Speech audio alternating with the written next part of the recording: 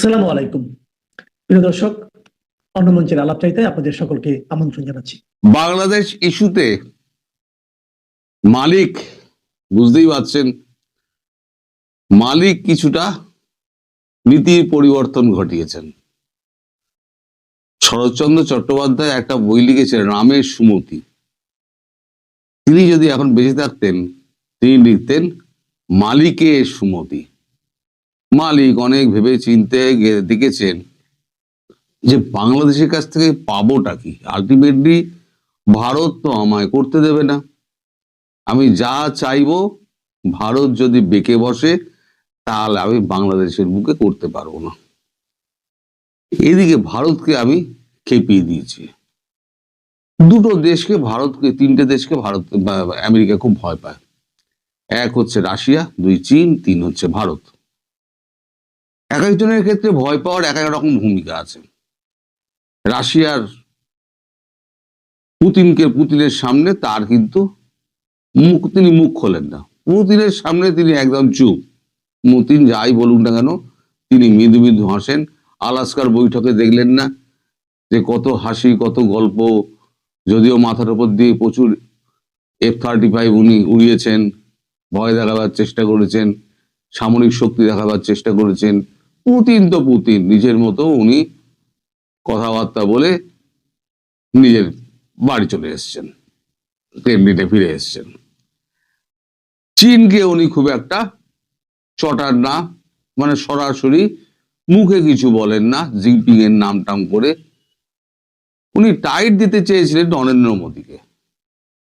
নরেন্দ্র মোদীর নাম করে নানান রকম সোশ্যাল মিডিয়ায় তার প্রচার, ভারত পাকিস্তানের যুদ্ধ নিয়ে তার মধ্যস্থতা দাবি, তার মধ্যে ট্যারিফের ট্যারিফ আমরা করবো না, বাণিজ্য চুক্তি করব না, এসব অনেক গেজা ফেজা গুলফুল বেড়েছেন।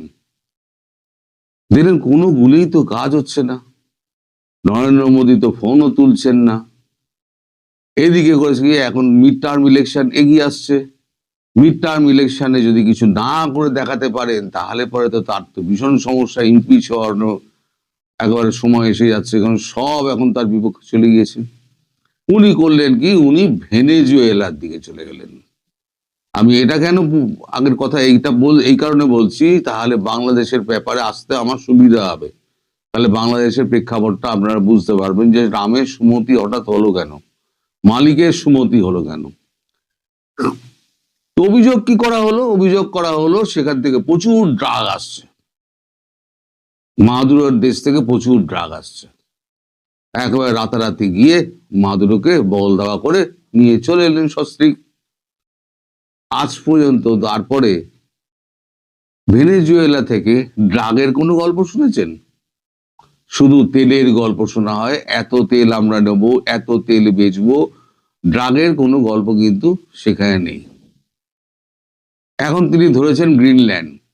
বাঘের মুখে রক্ত পড়ে গেছে, বলেছি বাঘ রক্তের স্বাদ পেয়ে গেছে। এখন ধরেছেন গ্রিনল্যান্ড। এখন গ্রিনল্যান্ড উনি বলেছেন আমি দখল করব, জোরপূর্বক দখল করব। এখন এই নিয়ে ন্যাটোর মধ্যে গন্ডগোল লেগে গিয়েছে। 32টা দেশের মধ্যে আগে তো ব্রেক্সিট করে বেরিয়ে গিয়েছে যুক্তরাজ্য, মানে ব্রিটেন আগে বেরিয়ে গেছে ব্রেক্সিট করে, রইল পরে 31। সেখান থেকে 31 নম্বর নয়, প্রথম নম্বর ব্যক্তি যিনি করেছিলেন সেই ট্রাম্প বাবু, তিনি যদি মালিক যদি এখন উল্টো এখন গাইতে শুরু করেন তাহলে রইল কোথায়? 32-এর জায়গায় দুটো চলে গেল, রইল গিয়ে 30। এই 30টা ইউরোপিয়ান দেশ এখন নিজেদের মধ্যে বিপদের আশঙ্কা করছে। তারাও একেবারে সম্মিলিতভাবে বলেছে আমরা নেদারল্যান্ডের পাশে দাঁড়াবো। এবার নেদারল্যান্ডে সৈন্য সমাবেশ হচ্ছে, ফ্রান্স ওখানে সৈন্য পাঠিয়ে দিয়েছে। একেবারে যুদ্ধের রণডঙ্কা বেঁচে গেছে। এই যুদ্ধ হচ্ছে অশুভ যুদ্ধ হবে সেটা জানা কথা, কিন্তু একটা ঘোর পেকে গেল। এই যে একটা ন্যাটো বাহিনী, এই ন্যাটো বাহিনী আদৌ টিকবে কিনা, কারণ একটা বৃহৎ অংশ দিত আমেরিকা। আমাদের মালিকের বক্তব্য হচ্ছে যে ওরা রক্ষা করবে, ন্যাটো রক্ষা করবে ইউরোপ, তাহলে আমেরিকা এত পয়সা দেবে কেন? কারণ আমেরিকার নিজস্ব শক্তি যথেষ্ট, সে পৃথিবীর নাম্বার ওয়ান শক্তিধর দেশ, তার মিলিটারি শক্তি, তার বাজেটের $1.5 ট্রিলিয়ন তার বাজেটের ডিফেন্সে খরচা হয়। সে কেন এখানে নাক গলাতে যাবে? তোমাদের ব্যাপার তোমরা বুঝে দাও, তোমরা ন্যাটোকে পোষো, তোমাদের পয়সা দিয়ে পোষো, আমি এর মধ্যে যাব না। এই নিয়ে লেগে গেছে ন্যাটোর সঙ্গে ঝামেলা, একই সঙ্গে গ্রিনল্যান্ড নিয়ে লেগে গেছে ইউরোপিয়ান কান্ট্রিগুলোর ঝামেলা।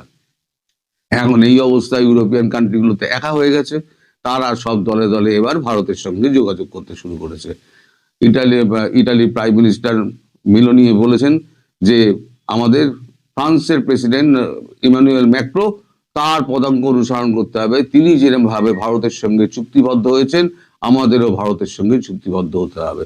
এই করে 21টা দেশের রাষ্ট্রনেতারা সম্মিলিতভাবে আগামী সপ্তাহে হয়তো ভারতবর্ষের দিকে আসবেন মোদির সঙ্গে দেখা করতে, এবং মোদিজির সঙ্গে তারা ট্রেড ডিলটি যা যা করার জার্মানিতে করে নিয়েছে, ব্রিটেন করে নিয়েছে, ফ্রান্সও করে নিয়েছে, বাকি যারা রয়েছে তারা সমস্ত এসে ট্রেড ডিল ফিল করে নিজের সামনে নেবে এবং তারা ভারতবর্ষের সঙ্গে যোগ দেবে। এর মধ্যে হয়েছে কি, জয়শঙ্কর বলে দিয়েছেন যে আমরা ব্রিক্স গঠন করব। এই যে ব্রিক্স যদি গঠন করেন, ট্রাম্পের সব থেকে ভয় হচ্ছে ব্রিক্স এবং চায়না। এই ব্রিক্সের মধ্যে চায়না এবং ভারত হচ্ছে মানে আপনার উদীয়মান শক্তি, চায়না হচ্ছে একটা বৃহৎ শক্তি, এবং রাশিয়া মিলিটারিলি রাশিয়ার শক্তিধর দেশ। আর ব্রাজিল ওখানে আছে, সাউথ আফ্রিকা ওখানে আছে, তারাও একটুখানি মানে শক্তিধর দেশ। তারা অল্প অল্প শক্তি হলেও তাদের সম্মিলিত শক্তি যদি এক হয়, সেখানে যদি ঢুকে যায় তাহলে পরে সেখানে তো আছে। এর মধ্যে আবার ইরানে উনি ভাগলি দিয়েছেন, মানে উনাকে কিছু করে দেখাতে হবে। ইরানে এখন তো এই যে চুপ করে আছে না, তার মানে এই নয় যে আপনি ভাবছেন যে ইরানে কিছু করবে না, তা না। ট্রাম্প এখন মিষ্টি মিষ্টি কথা বলছেন, আসলে যখন ইরানের বিক্ষোভটা পিকে যখন উঠবে না, তখন দেখবেন বুটস অন গ্রাউন্ডস করবে। আর বুটস অন গ্রাউন্ডস কাকে দিয়ে করাবে? পাকিস্তানকে দিয়ে করাবে, দেখে নেবেন। আমি বহুদিন আগে বলেছিলাম, ইরানের পিঠে যদি কেউ ছুরি মারে তাহলে সেটা হবে পাকিস্তান। দেখবেন পাকিস্তান কিরকম পেছনে ছুরি মারে। আর ট্রাম্প শিয়া সুন্নি কার্ডটা খুব ভালো মতো খেলে দিয়েছে। ইরান হচ্ছে শিয়া আর পাকিস্তান হচ্ছে সুন্নি, শিয়া সুন্নি কার্ডটা একদম গুছিয়ে খেলে দিয়েছেন। তাহলে রয়ে গেল এখন ভারত। তাহলে ভারত এই পাকিস্তানের মতো একটা ছোট, বাংলাদেশের মতো একটা ছোট রাষ্ট্রকে নিয়ে আমি ভারতের মতো বৃহৎ রাষ্ট্রের সঙ্গে আমি কেন মানে বাগম্বরিতা করে আমি কেন সম্পর্ক নষ্ট করব? আমি বড় ভুলভাল বকেছি, অনেক উল্টোপাল্টা মন্তব্য করেছি ট্রাম্প এই সম্পর্কে, মোদী সম্পর্কে। আর তো এটা দিয়ে বরদাস্ত করছেন না নরেন্দ্র মোদী কোনো জবাব দিচ্ছেন না, তার মানে উনি আমার উপরে ক্ষেপে আছেন, উনি কোনো কথা বলছেন না। তার ফলে উনি এখন নীতি বদলেছেন। মানে আমি কলম্বিয়াতে, ভেনেজুয়েলায় আমি করে দেখিয়েছি, ইরানে আমি তক্তাপালট করব, এবং আমি বাংলাদেশে যেটা বাইডেন সরকার করে গেছিল, আমি সেটাকে তার উল্টো করে আমি আবার একটা সুস্থির সরকার দেশ করে দেবো। এটা হচ্ছে এখন ট্রাম্পের নীতি, ঘোষিত নীতি। সেটা কয়েকটা কাগজে বেরিয়েছে, আমরা ওয়াশিংটন পোস্টে বেরিয়েছে, তারপর ওয়াশিংটন টাইমসে বেরিয়েছে, তারপর নিউ ইয়র্ক টাইমসে বেরিয়েছে, একটা প্রেস বিবৃতিও, একটা প্রেস কনফারেন্সও করেছে। ল্যাভিটো বলেছেন, ওনার যিনি মুখপাত্র ল্যাভিটো বলেছেন যে বাংলাদেশ সম্পর্কে তিনি একটু অন্যরকম ভাবছেন। এখন অন্যরকম ভাবা কি, একই ঢিলে দুই পাখি মারবে। যদি বাংলাদেশকে, যদি ইউনূসকে যদি হটিয়ে দিতে পারে এবং একটা স্বচ্ছ সরকার যদি ওখানে গঠন হয়, দেশ যদি শান্ত হয়, শেখ হাসিনাকে যদি ফিরিয়ে দেওয়া যায়, তাহলে ভারতকে একটা গ্রিন সিগন্যাল দেওয়া যাবে যে ভাই ভারত, তোমার সঙ্গে কিন্তু আমার সম্পর্ক কিন্তু আমি ঠিক করার পথে, মোদিজি আমার সঙ্গে কথাবার্তা শুরু করুন। তারপরে এটা যদি হয়ে যায়, তাহলে দেখবেন যে একেবারে ভারত আর মার্কিন যুক্তরাষ্ট্রের একেবারে পূর্বের যে আপনার ছিল, মানে সম্পর্ক ছিল, সেই সম্পর্ক আবার পুনরায় বহাল হয়ে যাবে। তবে ল্যাভিট এবং যা ইঙ্গিত দিয়েছেন, এবং ট্রাম্পের যা বক্তৃতা আমি শুনেছি তাতে ট্রাম্প পরিষ্কার এটা বলছেন যে ভুল হয়েছে, যেটা মার্কো রুবিও বলেছিলেন যে ভুল বাইডেন এখন বাইডেন প্রশাসনের নামে এখন পুরো এটা দিয়ে দিচ্ছে ব্লেমটা। তা উনি তো প্রথম বলেছিলেন না 400 মিলিয়ন দেওয়া সে মাইক্রো ক্রেডিট ভদ্রলোক কোথায়, তারপরে তো আর উনি কিছু বলেননি। এখন বেছে বেছে একেবারে রাষ্ট্রদূত নিয়োগ করা হচ্ছে সেই রকম যিনি বাংলাদেশকে হাতে তালুর মতো চেনেন। এদিকে আপনার যে দক্ষিণ পূর্ব এশিয়া এবং মধ্য এশিয়ার যে চার্জে যাকে দেওয়া হয়েছে তিনিও একজন তুখোড় লোক, সার্জিও গোর। তিনিও এসে একেবারে অজিত দোভালের সঙ্গে আর এর সঙ্গে বিদেশ মন্ত্রীর সঙ্গে আমাদের জয়শঙ্কর তার সঙ্গে বসে একেবারে ধোঁয়াদার ব্যাটিং করছেন। সব মিলিয়ে বাংলাদেশে সুসময় আসছে। অর্থাৎ আমি যেটা বলেছিলাম যে ইউনূস টিকবে না এবং এই ভোট হবে না, এই যে ভোট করার ব্যাপারে আওয়ামী লীগকে অন্তর্ভুক্ত করার ব্যাপারে এই যে দুজন কূটনীতিক গিয়েছিলেন ইউনূসের সঙ্গে দেখা করতে, ইউনূস যেখানে মানে বিরক্ত হয়ে রাগের মাত্রা হারিয়ে উনি বিস্কুট আছড়ে নিচে ফেলেন, সেইখানে ওনাকে বলা হয়েছিল যে আওয়ামী লীগকে আপনি ফেরাবেন কি করে, তো উনি বলেছিলেন ট্রুথ কমিশন। তোর এরা বলেছিল ট্রুথ কমিশন কি, ট্রুথ অ্যান্ড রিকনসিলিয়েশন কমিশন না কি একটা আছে, সেটা তো আন্তর্জাতিক স্তরে হয়, আপনি কি করবেন? তখন বলে ভোট আমি করবোই 12 তারিখ। উনি ওনারা যাওয়ার সময় বলে গেছেন আচ্ছা দেখা যাবে, লেটস সি। তার মানে আমেরিকা ভোটটা করতে দেবে না, আর ভারত তো করতে দেবেই না। সুতরাং আমি যেটা আগেও বলে যাচ্ছিলাম এখনো বলে যাচ্ছি, ভবিষ্যতেও 12 তারিখে আমি রাত্রিবেলা 12:59 বলবো যে ভোট হচ্ছে না। আপনারা নেহাতি চিন্তা করছেন ওই প্রধানমন্ত্রী হওয়ার স্বপ্ন তারেকের হবে না। তারেককে আবার লন্ডনে ফিরে যেতে হবে। তিনি ওই পাস নিয়ে এসছেন, সাময়িক একটা পাস নিয়ে এসছেন, তিনি আবার ফিরে যাবেন। জামাত যে যার গর্তে ঢুকে যাবে, শেখ হাসিনা ফিরে যাবেন। ওখানে একটা অন্তর্বর্তী সরকার একটা তৈরি হবে, সেটা ভারতের মনোনীত সদস্যকে দিয়ে তৈরি হবে, আর নির্বাচন হবে। আর নির্বাচন হলে কি হবে আপনি আমি সবাই জানি। তারপরে হবে আসল খেলা, যে খেলা এই যে যত কচি কচা সংসদ যত মনে ছিল না মন্ত্রী হবে, এইসব মন্ত্রী ফন্ত্রী হওয়া, এই যে মিটিং করে জামাতের সঙ্গে আমার 6 জন মন্ত্রী হবে, তার মানে 6 জন মন্ত্রী হবেন উনি একেবারে নিশ্চিত হয়ে গেছেন। তাহলে কিরকম ইলেকশন উনি অ্যারেঞ্জ করছেন আর কি, এইরকম ইলেকশনের কি মাথা মুন্ডু আছে ভগবান জানে। হ্যাঁ, তা আবার বলছে ইতিহাসের সর্বশ্রেষ্ঠ ইলেকশন হবে, সারা পৃথিবী চেয়ে দেখবে এরকম একটা ইলেকশন। চেয়ে পৃথিবী দেখবে বটে যদি ইলেকশনটা হয়। আর আপনি যদি সুস্থ শরীরে দেশে জেলের বাইরে থাকেন, তারপর কি হবে জেলের ভেতরে সে তো আল্লাহ জানে, আর আপনার ভাগ্য আমরা তো জানি না। তবে মালিক কিন্তু ঘুরে গেছে, মালিক কিন্তু আপনাকে আর বাঁচাতে আসবে না। মালিকের লোকজন আপনাকে এখন শুধু চাপ দেবে, আর এখানে ফ্যাংশনের মুখে ফেলে আপনাকে একেবারে পর্যুদস্ত করে দেবে।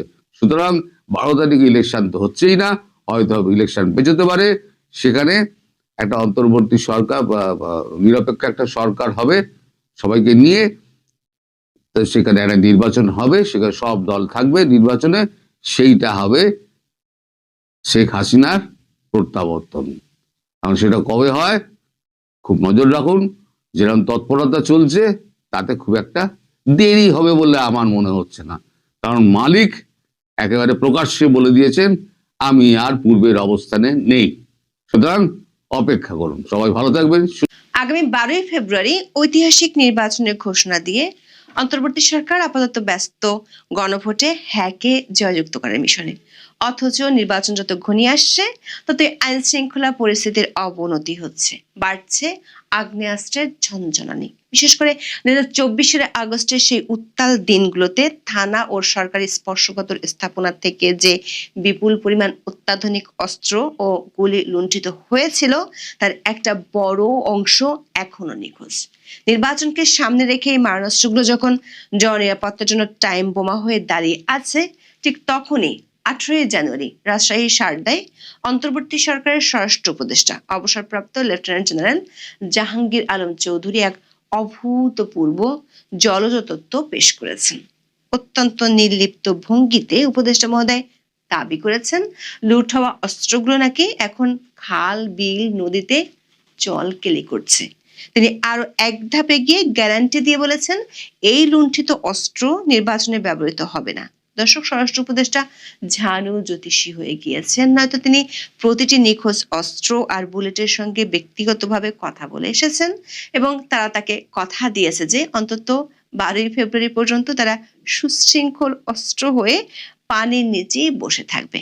ম্যাজিক ম্যান ইউনূস সরকার রাষ্ট্র পরিচালনার কৌশল এখন হয়তো ক্রিমিনোলজি থেকে সরে গিয়ে হাইড্রোলজি বা জলবিদ্যার দিকে ঝুঁকেছে। প্রশ্ন হলো, 17 মাস পরে এসে যদি তিনি নিশ্চিত হন, তাহলে কেন সেগুলো পানির নিচ থেকে উদ্ধার করা হলো না? স্বরাষ্ট্র উপদেষ্টা যখন জ্যোতিষীর মতো বাণী দিচ্ছেন, তখন উল্টো গোয়েন্দা রিপোর্টগুলো বলছে নির্বাচনের আগে এসএমজির মতো এমন প্রাণঘাতী অস্ত্রসহ রাইফেল, মার্টার শেল, পিস্তল, গুলি ও ভয়ঙ্কর বিস্ফোরক চোরাচালানের মাধ্যমে সীমান্ত পথে দেশে আসছে, যার বেশিরভাগই চলে যাচ্ছে দেশের নানা প্রান্তে।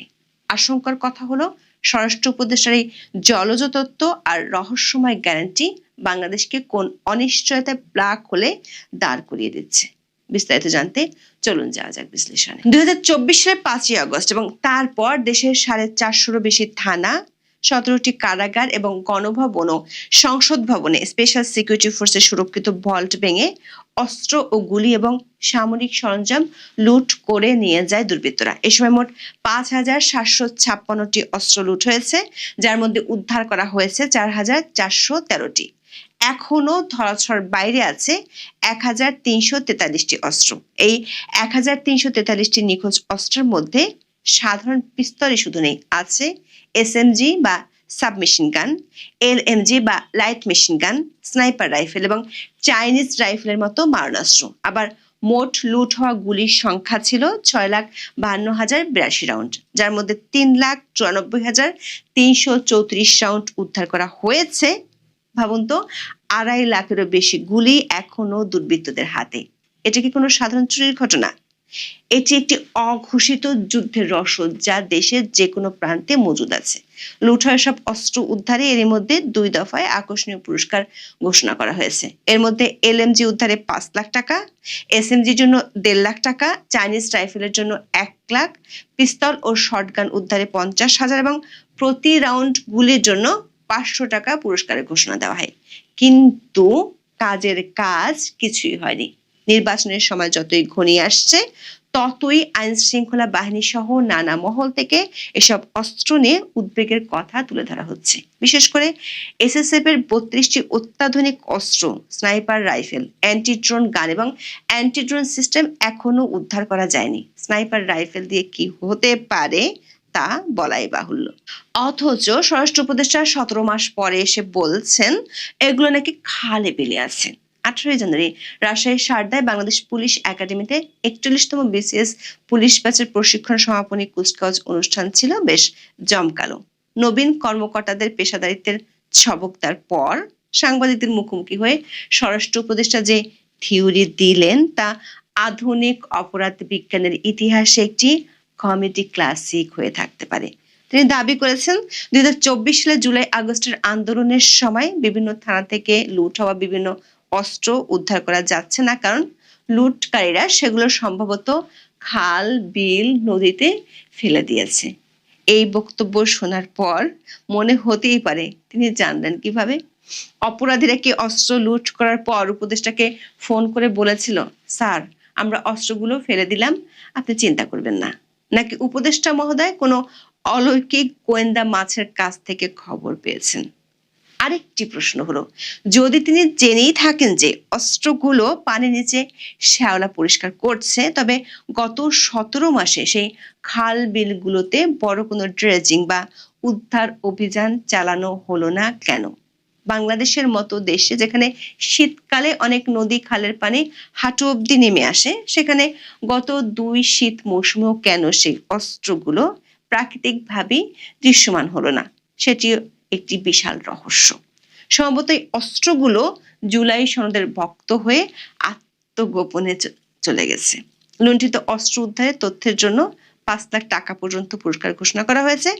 5 লাখ টাকা পেয়েও কেউ তথ্য দিচ্ছেই না বা কেন? কারণ মানুষ হয়তো 5 লাখ টাকার চেয়ে নিজের জীবনের নিরাপত্তা এবং অস্ত্রধারীদের ভয়ে বেশি শঙ্কিত। অথবা হতে পারে অস্ত্রগুলো আসলে কোনো শক্তিশালী রাজনৈতিক ছত্রছায়া আছে, যাদের কাছে 5 লাখ টাকা নস্যি। দর্শক, লুঠা অস্ত্রের মধ্যে এখনো 25% উদ্ধার করতে পারেনি অতি কথনে সিদ্ধহস্ত স্বরাষ্ট্র উপদেষ্টা ও তার বাহিনীগুলো। এই বিশাল অস্ত্রের ভান্ডার যদি সত্যি খালে বিলে মাছের তদারকিতে থাকতো, তবে বাংলাদেশের মৎস্যকুল এতদিনে হয়তো একে 47 দিয়ে জলজ বিপ্লব ঘটিয়ে ফেলতো। কিন্তু মূল প্রশ্ন হলো, বিগত 17 মাসে এই 1300-এর বেশি মারণাস্ত্র আর 3 লক্ষাধিক গুলি কোথায় গেল? এই অস্ত্রগুলো এখন কার বালিশের নিচে? দর্শক, স্বরাষ্ট্র উপদেষ্টা গায়েবী এক নিশ্চয়তা দিয়েছেন। তিনি প্রতিশ্রুতি দিয়েছেন, পুলিশের লুট হওয়া এই অস্ত্রগুলো নির্বাচনকালে কেউ ব্যবহার করতে পারবে না। এটি এই বছরের সবচেয়ে বড় কৌতুক হতে পারে।